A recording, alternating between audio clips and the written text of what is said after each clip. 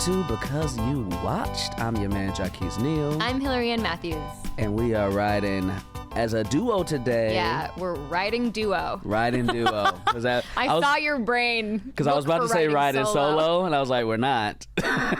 But when it's just two of us, I guess it kind of feels like solo. Yeah. We're riding solo dolo. Yeah. Times two. Yeah, the squad is at half-mast. Hillary, how are you? I am eager to talk about the Alex Cooper documentary, which is also maybe more familiarly known as the Call Her Daddy doc. Yeah. I don't listen to that podcast. Are you familiar with it?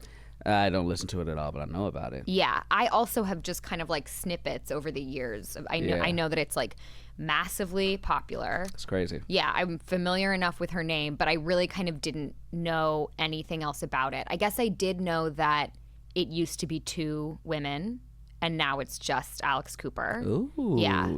She Ryan Seacrested her partner. Is that an American Idol reference? Yeah. So, yeah, I was vaguely aware of that, but that's really it. And yeah. So I think that the doc, I felt like a real outsider coming into it, which was interesting. At first, as I was watching it, it made me really feel like a comedy nerd. Really? Yes. Is it a comedy podcast? I mean, I'm sure it is, but like... It is... In what way? Categorized as a comedy podcast. Okay. And maybe also like lifestyle or something like that. Lifestyle. Is it centered around... like sex, or is it centered around hard yes. I also have never listened to an episode. Okay. So I am learning everything that I know essentially from the doc. Which is cool. Yeah. And yes, she started it intentionally to be to speak overtly about women's sex lives. Yeah. And she really did, and she really does, is what I learned from the pod. I think that, like, I totally understand why it's, like, fun, and it's more like a tone, like a comedic tone. Yeah. But I just was like, right, this is comedy to most people. This what counts. Like, when I had a cousin come to town, and, like, we're so wrapped up in our comedy world. Yes. Which, for those of you who don't know, we're like improvisers. We do sketch. The nerdiest kind of comedy there is. The nerdiest kind of comedy. But we're so wrapped up in our community. And my cousin came, and I was like, yo, you want to see some shows when you're here? And when we say that, we're like, you want to come see, an improv show or something like that? And she was like, yeah, like, is Marlon Wayans playing somewhere or something? Like, what the fuck? Yeah. Like, what the fuck you mean is Marlon Wayans? Like, I got a show, motherfucker. Yeah, that's so funny. So did she go watch your show? No. Okay. Because she had no interest, or because you were like, she eventually was like, let's finally, she truly was like, oh, like, yeah, if we have time. Which I was okay with, but it was a show to her meant like going to see a stand-up, a massive yeah. It's so funny, and it's like I really genuinely didn't feel critical of it. I just was like, oh, interesting. So this is what so many women across America are watching, and it's true. It's like she has such a strong fan base. Also, what I am more readily judgmental of is to be like, okay, cool, you just have phenomenal psychotic success, and what is it that you do, but that person has a work ethic that has been going on since childhood. And so it really digs deep. Obsessed with like making videos with her friends, and also was a high level soccer player. But that's also a major headline detail from the doc, is that she was playing college soccer and was being sexually harassed by her female soccer coach for like 3 years. Okay. And it was devastating to her, and she left the team. And I think that the way that they spin the narrative is that I think that they end the first episode, because it's split up into 2 eps, is she's like, I was determined that nothing would ever silence my voice again, that I was going to like find a way to have my voice and, have my own independence. Yeah. Which is great. Narratively strong, I would say. Yes. So yeah, I was like, okay, this person has an absolutely insane work ethic, and also this person is saying really strongly sexual things on her podcast, and that What should be saying, Hillary? What should be saying? She's referring to a fellatio technique, and it is I'm gonna look straight into the camera when I say this.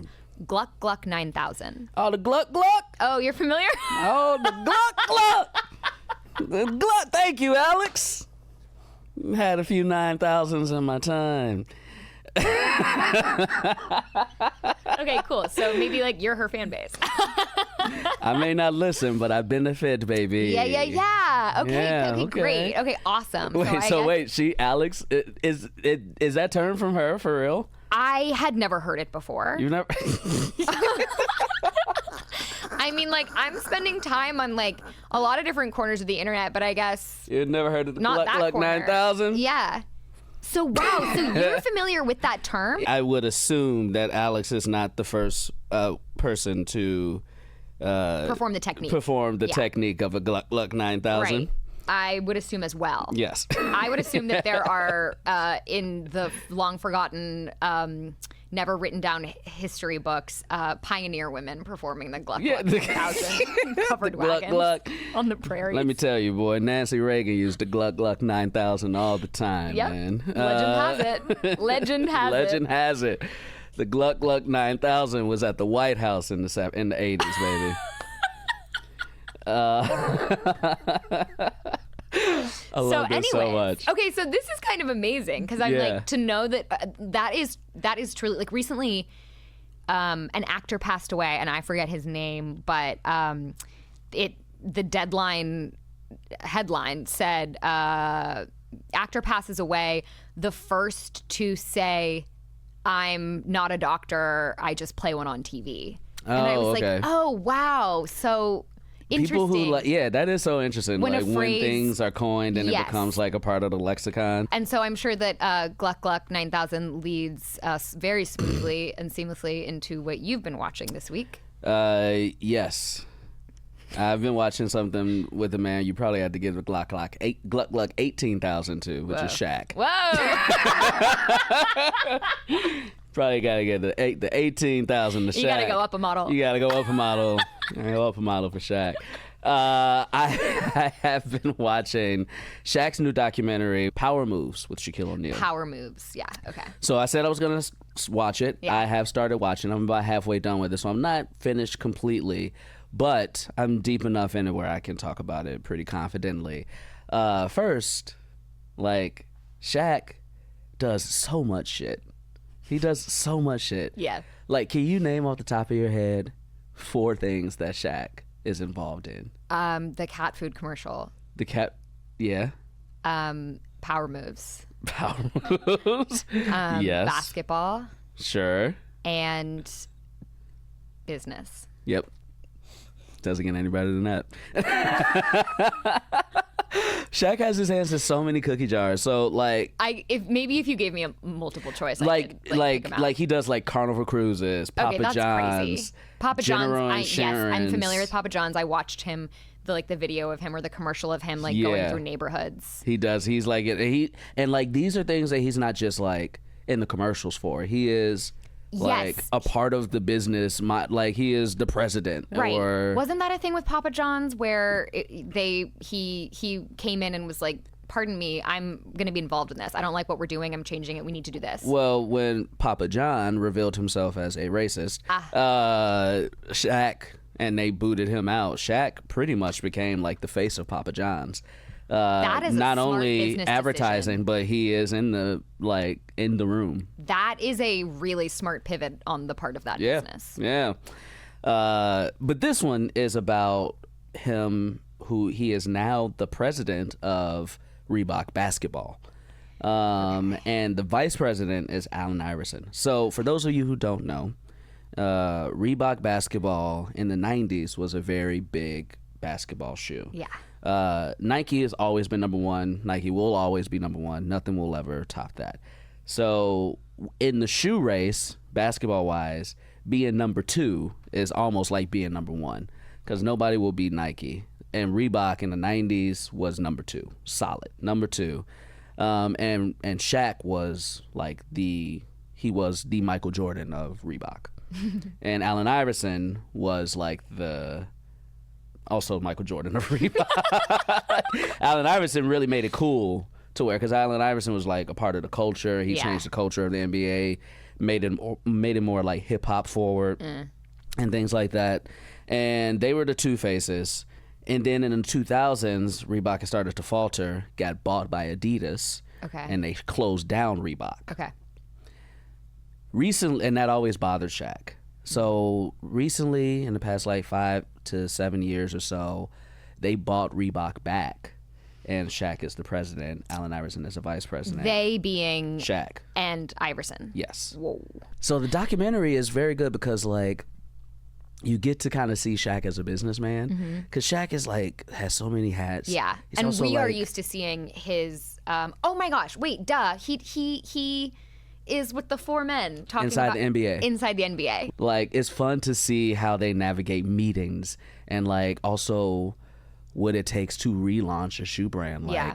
So the first couple episodes are about two things. It is about we need a star to relaunch this shoe brand with, because like when Nike really took off, it was with Michael Jordan. And now, you know, as the years have gone on, you've had Kobe, you've had LeBron, and you get your own shoe, but you get a star attached with the shoe, like You a get superstar. a star attached with the product. Yeah, Steph Curry is Under Armour and like, you know, other entities. So Reebok, the first couple episodes are, do we go get like an established star, like who's in the NBA, who is like a big name already, or do we go and like Underdog, go up to and like comer. the younger kids who are like in college right now? Whoa, and whoa. like get like 6 of them, and if only one of them hit, that one could be the next Michael Jordan. Oh, so they're gonna do like making the band like a Cat's Eye, if you're familiar Kinda. with that. I am familiar with making a band, but the one that we probably don't want to talk about, the P Diddy one. Yeah, we'll edit this out. We'll edit that one. I am familiar with that, making the band. That's the only one I watched. What's the working dynamic like between Between him Shaq and and his son? Allen Iverson? Shaq is such an interesting person because Shaq will take credit for anything.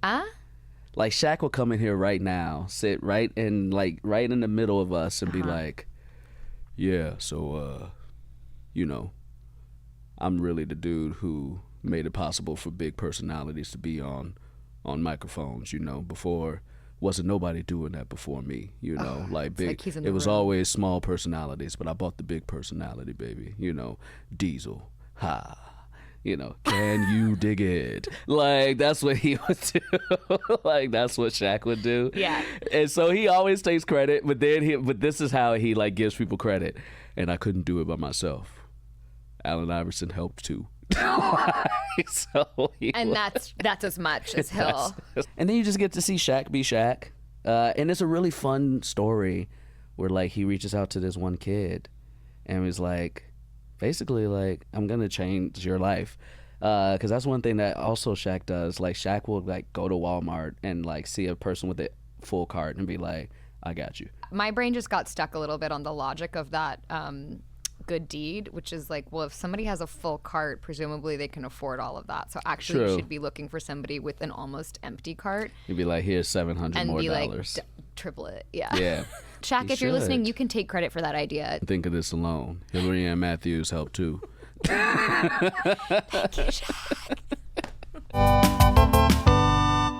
Guys, who's this person suddenly on camera? John is Mr. Jon Stern. What, Jon Stern? Johnny Stern. Well, we have a quiz for you today, written by our friend Matt Walsh. Love it. This ties into a movie called Mountainhead Love it. on Netflix, which I haven't seen. You guys seen it? No. Absolutely not. Okay, so it's about 4 billionaires that the richest Oh, people is it in the the one world. with Steve Carell? Steve Yes. Carell, Yes. Jason Schwartzman, and they go to a mountain. They go to one of their mountain retreats, and they decide how they're gonna fix the world, but things go wrong.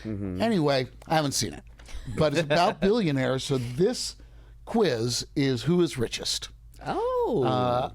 Everyone I'm going to say to you is a billionaire. I can give you 2 to choose from, and you say which one is richest. This is so fun. Let's get more attention and validation from the billionaires. Yes. A lot of these people I didn't realize were billionaires, Yeah. so I'm impressed. Taylor Swift or Tyler Perry?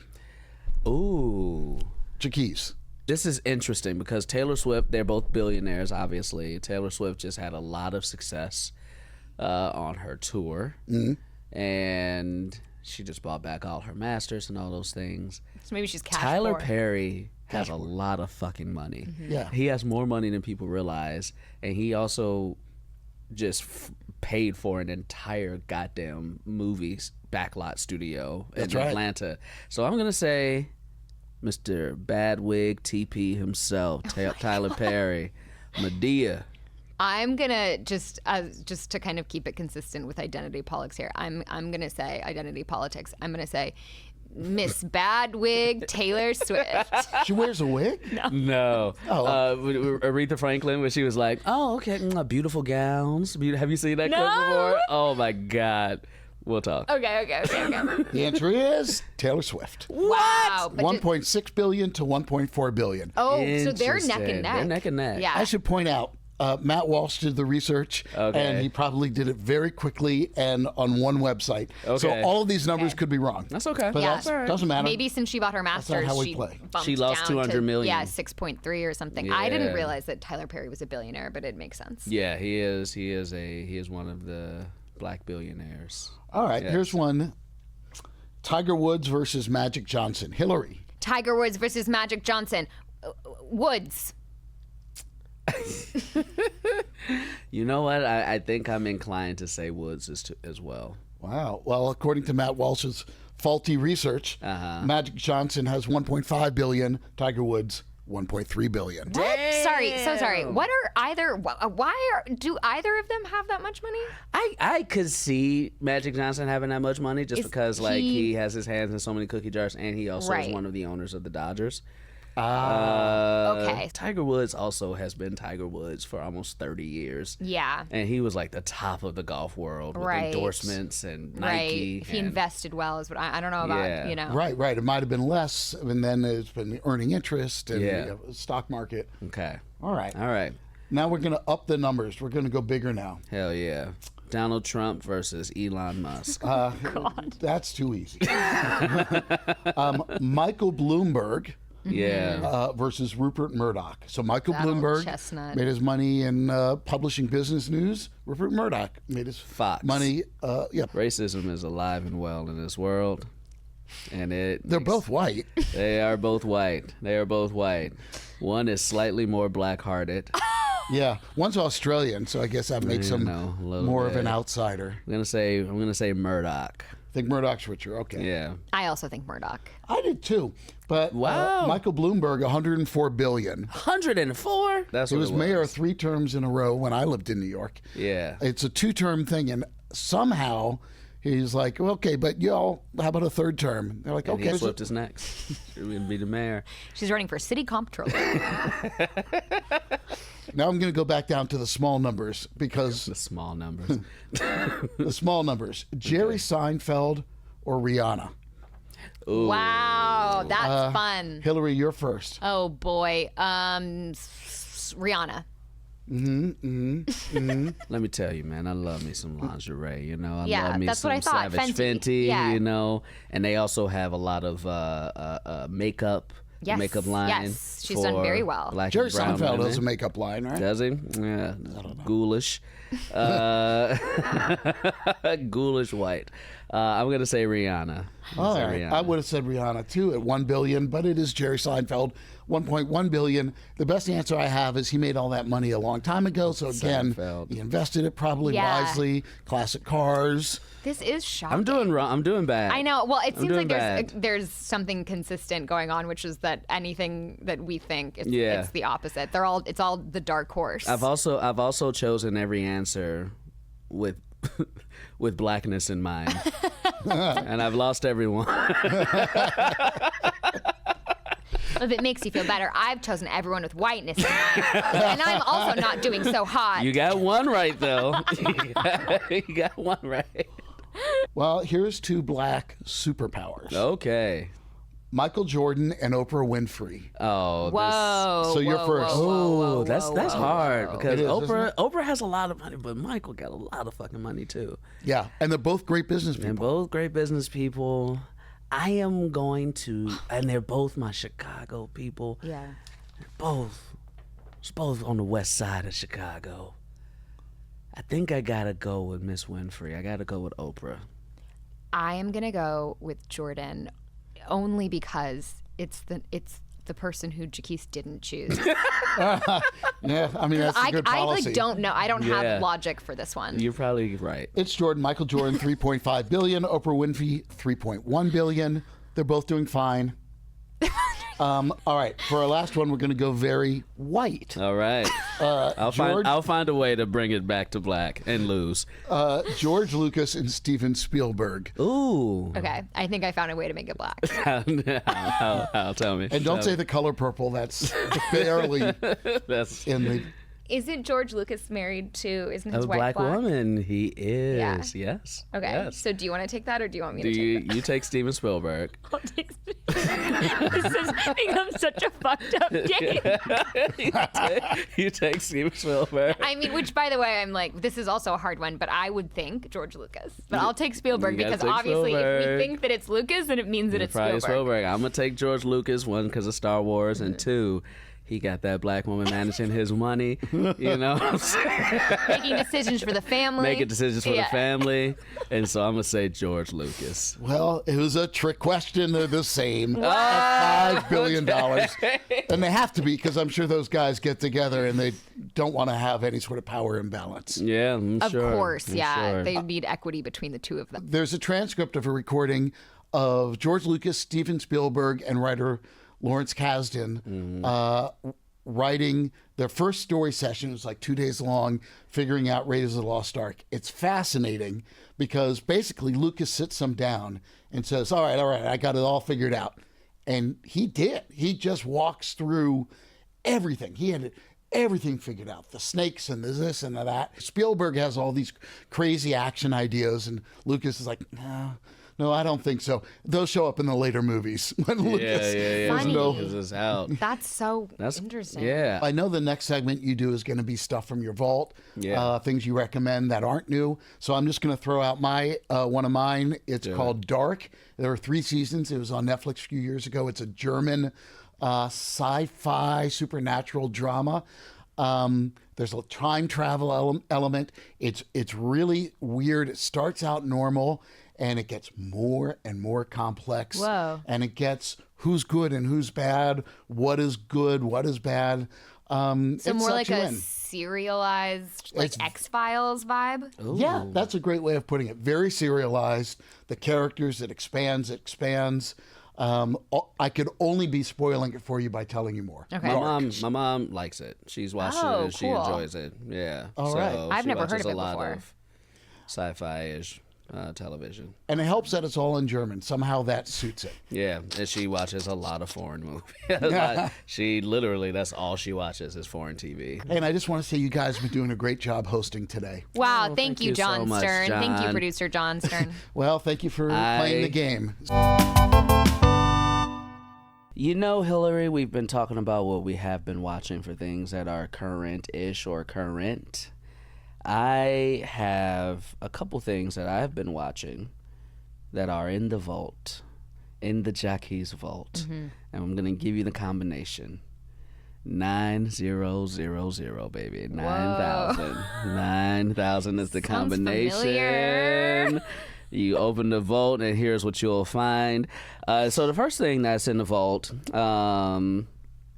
is there is a new Final Destination movie out in the theaters, Bloodlines, Final Destination which Bloodlines. I enjoyed. I did enjoy. It is classic Final Destination.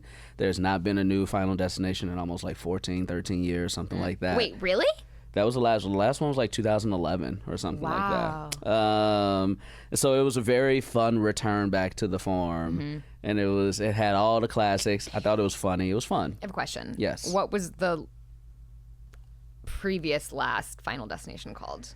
Final Destination. The final Destination. It was called The Final Destination, Yeah, if I'm not mistaken. Because I do remember it like ending. But Yes, of course. But like, as they do with some movies, now that they all have come back, they have just renamed them all Final Destination 1, 2, 3, 4, 5, like on HBO Max. Okay. Which Revisionist is history. But revisionist history. But here's one thing: people who don't watch Final Destination or horror movies, one thing that I do love about Final Destination in general, they have probably one of the more iconic like scenes or circumstances that, like, even if you've never watched it, if you are on the road driving behind a truck full of logs, you get into the next lane, and that's all from Final Destination. Yeah, and that's so smart. That is so fucking smart. I love it so much. I'm like, as a person with anxiety, Final Destination scenarios are playing in my head all the time, week to week, day to day. So I don't really need extra input in that department, and I don't need 6 movies worth of it. Yeah, it is wild. This last one has some very fun humor in it too, though. I will heard say somebody that. else that I know, they had a positive opinion of it. Yeah, it was fun. I thought it was very fun. So that is in the vault. Cool. Real quick, another thing that's in the vault. That's in the vault, and you can watch it currently. Your boy Jacquis be watching these soap operas, baby. And I love this detail about you. I've been Please watching. tell me more. Listen, I only got one life to live. I'm bold and beautiful, young and restless. And one day when I'm telling all my children about a little show called General Hospital. Wow.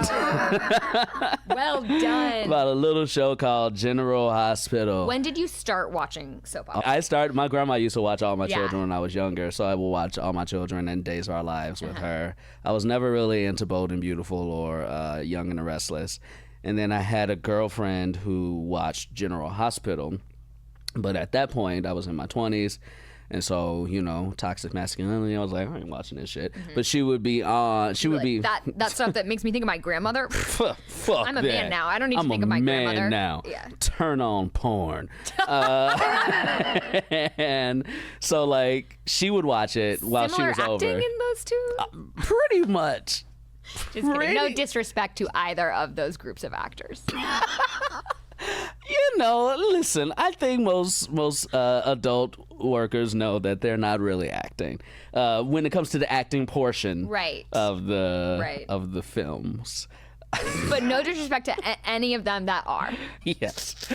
I watched General Hospital. I started watching it around 2010, 11, something like that. And it would just always be on, and then I would be on my computer.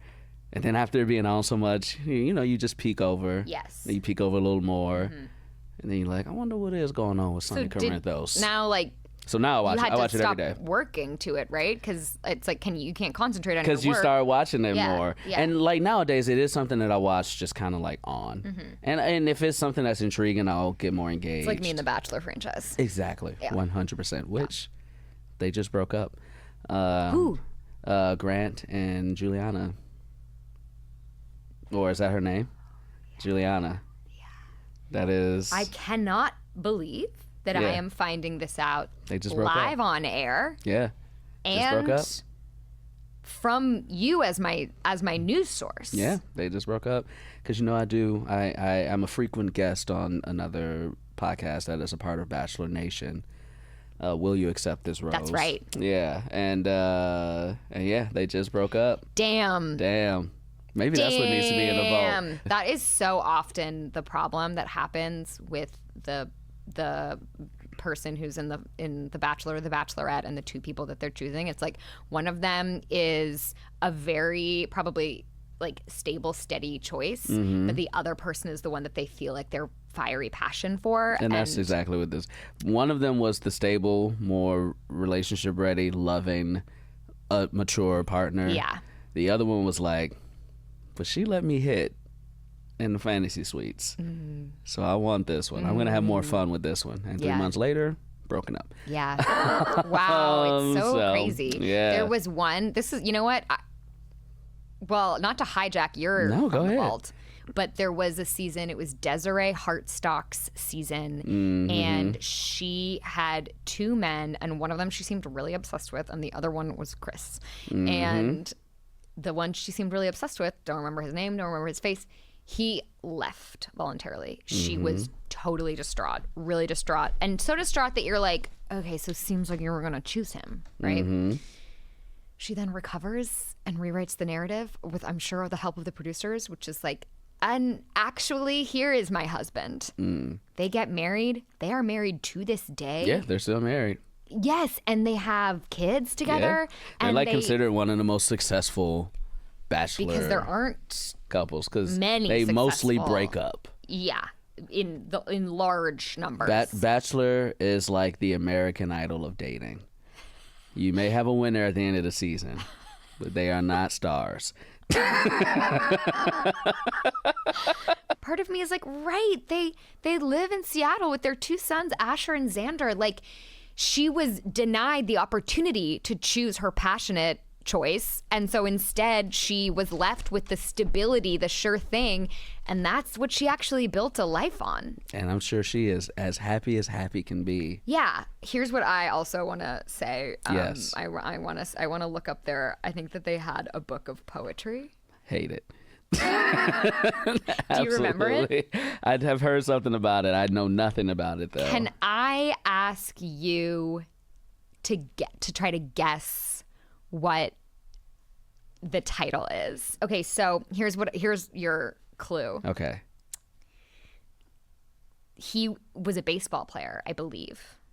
Okay. I'm going to say the name of it is Will You Accept This Home? For like home plate, you know? And then will you accept like the rose? Will you accept this home? Okay, I really like it.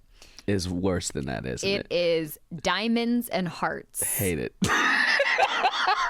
I fucking You've got hate it. the diamonds, like engagement and like baseball diamond. Hearts. Oh, I forgot to give you this clue because her last name is Hartstock. It's not. They're not spelled the same way, but that's yeah. Okay.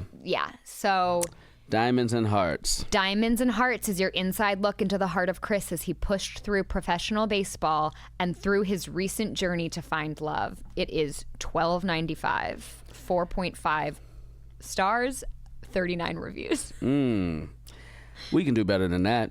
Go star and review us on everything that you can get your podcasts and listen to them on and tell your friends. I thought you were going to say we can do better than that. Everyone go highly rate Hearts and Diamonds.